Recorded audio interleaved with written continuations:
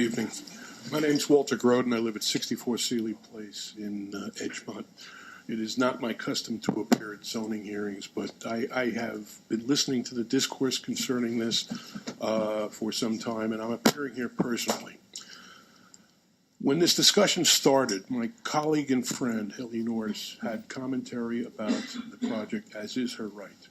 She very carefully couched her commentary as personal.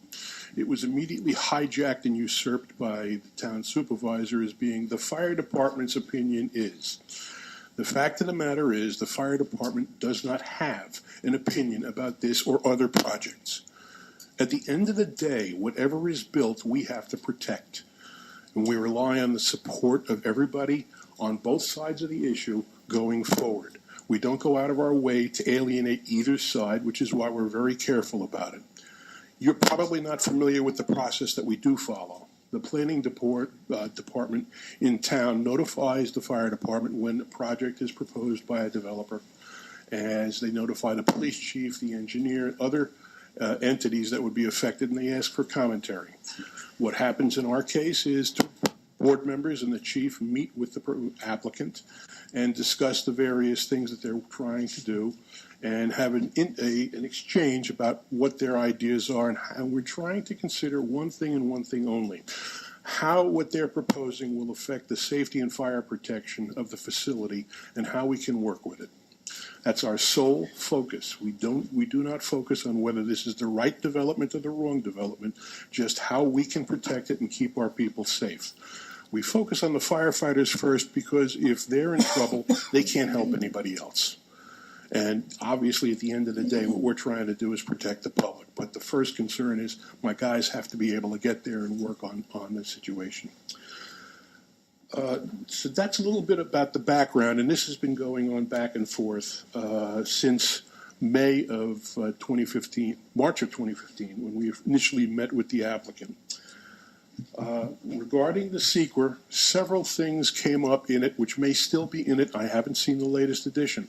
One of the things that's troubling was a statement, which may still be there, that there is some kind of agreement between the police department and the fire department not to use lights and sirens after hours. There is no such agreement that I'm aware of, and I've been a fire commissioner for more than 20 years.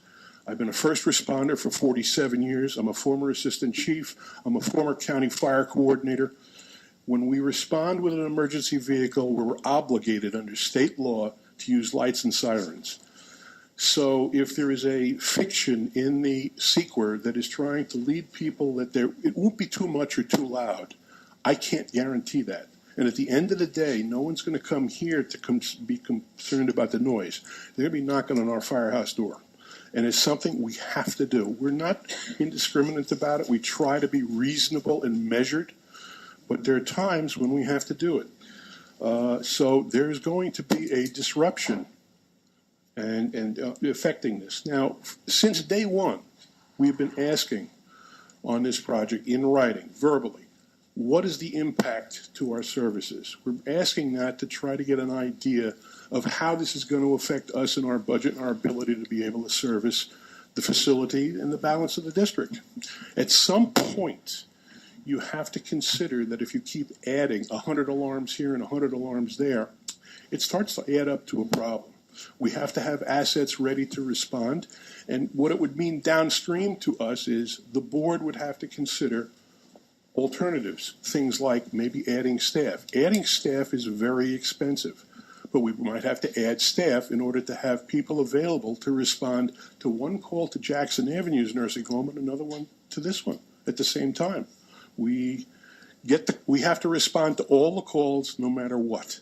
So it is why we're looking at it. From day one, we were asking, what is the level of service we're going to anticipate from this facility? We've never gotten a hard answer, as was indicated earlier.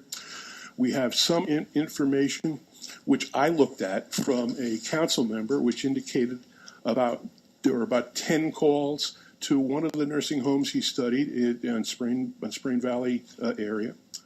In 2014, when I counted up our records, we had responded there 29 times. So there's a certain disconnect between what the responses are depending on how you ask the questions and the sources you go to. And that usually goes to public service responders. That also doesn't include private ambulance services, which don't have the same reporting standards. So they may be going and we may not be aware of it. So let's assume we have 100 rides a year going down there. That's a substantial increase down a very, very steep hill and sharp curves. And there is no question that we met with the applicant and they listened to some of our concerns and they put in a plan to try to ameliorate some of the issues on that curve, cutting down some trees, improving sight lines, adding some guardrail. At the end of the day, we're adding 100 interactions a year on that road for a large apparatus.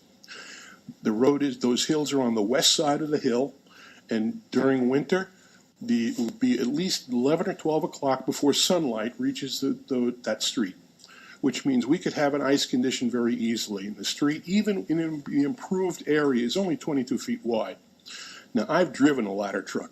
I'm qualified to do that. Haven't done it in a bunch of years because now I'm an old gray hair, but I know how it feels.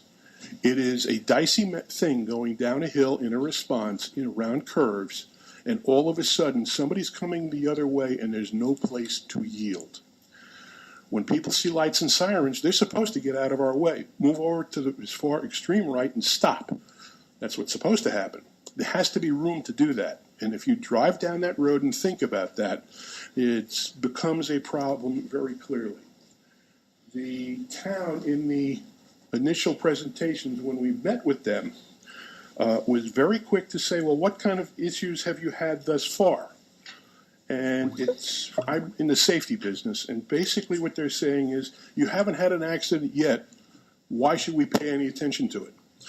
We call that in the safety business the disaster theory of reform. You don't have to spend any money on the problem, even though it's completely obvious to anybody, until somebody gets hurt or killed. Then all of a sudden you have an impetus to spend the money. I'm concerned about my career staff driving very large trucks with large turning radii. They're going to have to cross the center line in several areas because of the sharpness of those curves, which cannot be changed by the plan that was presented. And somebody coming the other way will meet them that head on. And that's going to be a very bad accident. To give you an idea, can you put this up there for a second? This is an area of the hill immediately opposite the nursery as it starts to ascend the hill. That rut you see in the road in front of you is where a car, right front tire, went off the road. Yeah, right there. And here's the result. This happened this July. That's how fast something can happen on this hill. An instant of inattention. The right front wheel goes off the curb, off the roadway surface, goes up that incline, and tips the car over. If my fire apparatus is coming down the other way, I have 4 guys minimum on it who are going to be hurt very badly. Hopefully the guardrails will prevent it from going over the side. To the issue of the water supply. This has been going on since 2015. We've had 2 major fires at the nursery. Both times we had significant water supply issues, and we've written to the town about it. It doesn't affect you. We've asked for help, and thus far we have not received the courtesy of a reply. I know that the applicant indicated that they have worked on this with the DPW, and they have an answer. I have a concern. The water supply is the purview of the town, not the developer. The developer has a vested interest in trying to do things as economically as possible. And I am looking at this in the long term. To fix this is going to require the interconnection of 2 existing water mains and doing it properly so it's hydraulically appropriate for the town and all of the side streets off of Underhill Road. And I want to make sure that it's vetted by the town engineer. Thus far, I completely understand that Jim said this has been done. I have not received or seen anything from the town in almost 2 years since we complained about the water supply and indicated that it is grossly inadequate for our needs down in that area.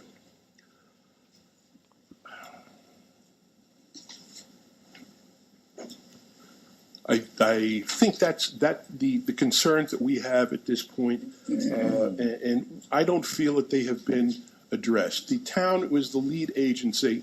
We wrote to the lead agency about our concerns. I don't think that they've been addressed. We've never received a formal response, other than I understand anecdotally, and it's mentioned in the seeker, that about 100 rides a year. I don't have a whole lot to rely on for that. I hope it's only that much, and I hope we can accommodate it. But the interaction that's supposed to engender so we can make sure that we can service the facility hasn't taken place, and I don't think that it was done properly.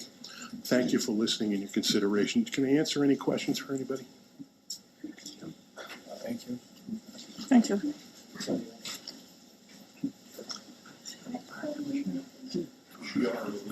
Yeah, lights. Assuming Lights.